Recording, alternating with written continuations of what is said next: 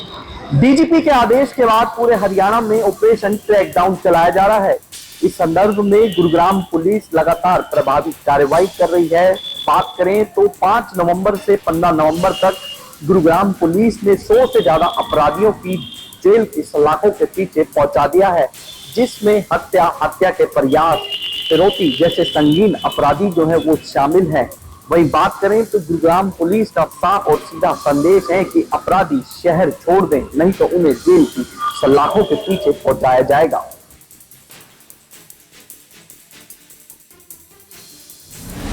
भिवानी में व्यापारी नेता के बेटे के साथ हुई मारपीट और फिरौती मांगने की घटना के अंदर पुलिस ने कुछ ही घंटों के अंदर आरोपियों को पकड़ लिया। यहाँ तक कि मास्टरमाइंड बच्ची को भी पुलिस ने गिरफ्तार कर लिया। पुलिस का कहना है कि बच्ची के ऊपर पहले भी कई मुकदमे दर्ज हैं।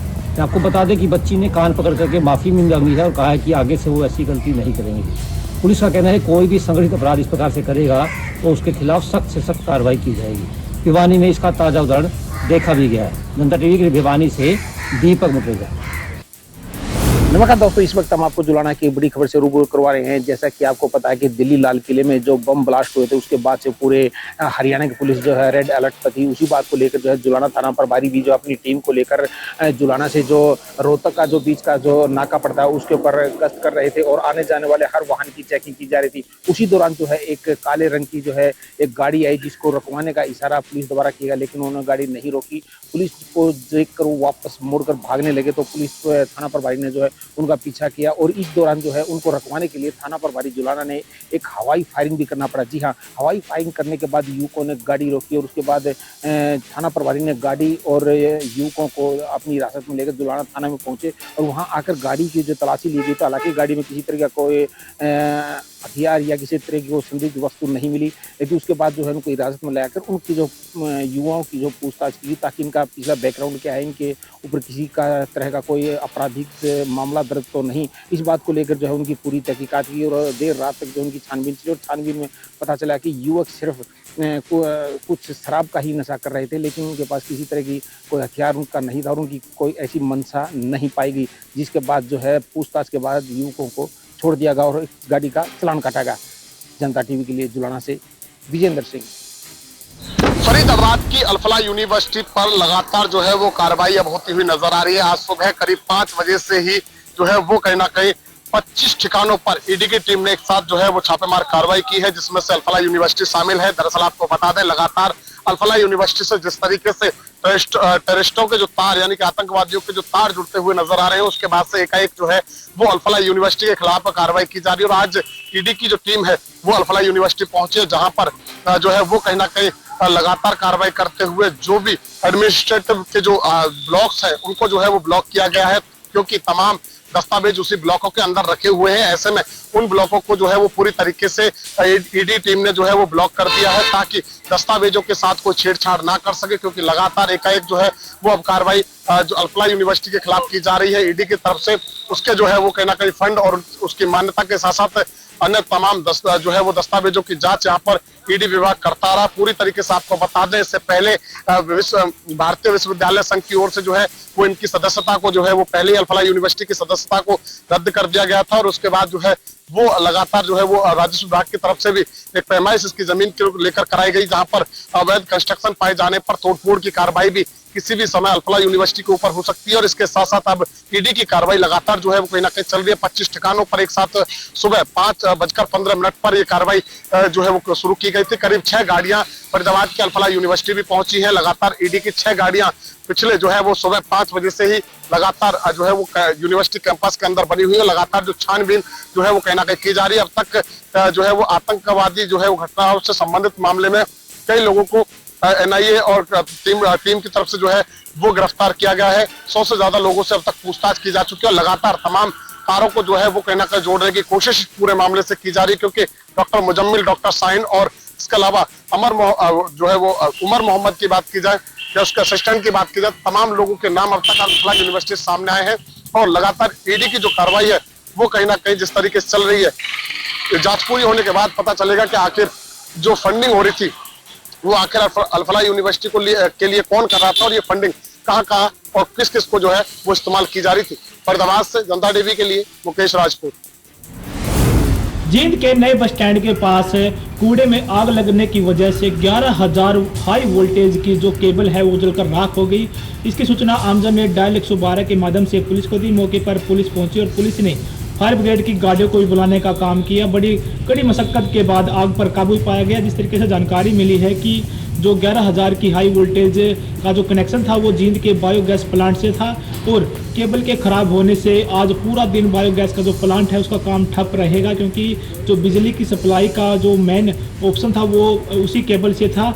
अब इस मामले में पुलिस है वो भी आसपास के सीसीटीवी फुटेज चेक कर रही है कि कैसे जो कूड़े में आग है वो अपने आप लगी है या फिर किसी ने लगाई है या फिर जो कोई शॉर्ट सर्किट की वजह से जो कूड़े में आग लगी है। उन सभी पहलुओं पर पुलिस जांच कर रही है। लेकिन जिस तरीके से बिजली विभाग के कर्मचारियों ने बताया है कि आग लगने की वजह से 11,000 हाई वोल्टेज की जो केबल थी वो उसके जो अंदर जो महंगे तार थे वो बहुत ही उनकी हाई कीमत की आकलन की जाए तो 30 से 40 लाख के करीब उनकी कीमत बताई जा रही है, जिसका भारी नुकसान बिजली विभाग के जो बिजली विभाग है उसको हुआ है। अब तमाम पहलुओं पर जींद पुलिस है वो भी काम कर रही है। अब देखने वाली बात होगी कि अब जब आसपास के सीसीटीवी फुटेज खंगाले जाएंगे तो जो आग लगने की वजह है वो क्या सामने आती है। जींद से जनता टीवी के लिए सुनील कुमार की रिपोर्ट। आज सडोरा गुरुद्वारा ड्योढ़ी साहब में मुख्यमंत्री नायब सैनी जी यहाँ पर पहुंचे। यहाँ पर आज 350वां गुरु तेग बहादुर जी का प्रकाश उत्सव पर यहाँ पर एक पालकी को रवाना किया गया। यहाँ पर हजारों की संख्या में श्रद्धालु पहुंचे और मुख्यमंत्री द्वारा यहाँ पर 21 लाख रुपए सरकार द्वारा देने की घोषणा की गई है। यहाँ पर मुख्यमंत्री ने गुरु तेग बहादुर व गुरु गोविंद सिंह की शहीदी के बारे में विस्तार से बताया और उन्होंने कहा कि यह हम आने वाली पीढ़ी को भी इसके बारे में ध्यान याद रखना चाहिए कि किस तरह हमारे गुरुओं ने यहाँ पर कुर्बानियां दी हैं और जिसके कारण गुरु तेग बहादुर जी को हिंद की चादर भी कहा जाता है। सडोरा से जनता टीवी के लिए हरीश गुजराल की रिपोर्ट। हरियाणा के मुख्यमंत्री नायब सैनी आज यमुनानगर पहुंचे और उन्होंने 2 कार्यक्रमों में शिरकत की। मुख्यमंत्री सबसे पहले सडोरा पहुंचे, जहां पर उन्होंने हिंद की चादर श्री गुरु तेग बहादुर जी के 350वें सालाना कार्यक्रम में शिरकत की। मुख्यमंत्री ने आज सडोरा से हिंद की चादर श्री गुरु तेग बहादुर यात्रा को रवाना किया। यह यात्रा यमुनानगर के सडोरा से चलकर कपाल मोचन, बूढ़िया साहब, जीवरएड़ी होते हुए कुरुक्षेत्र पहुंचेगी।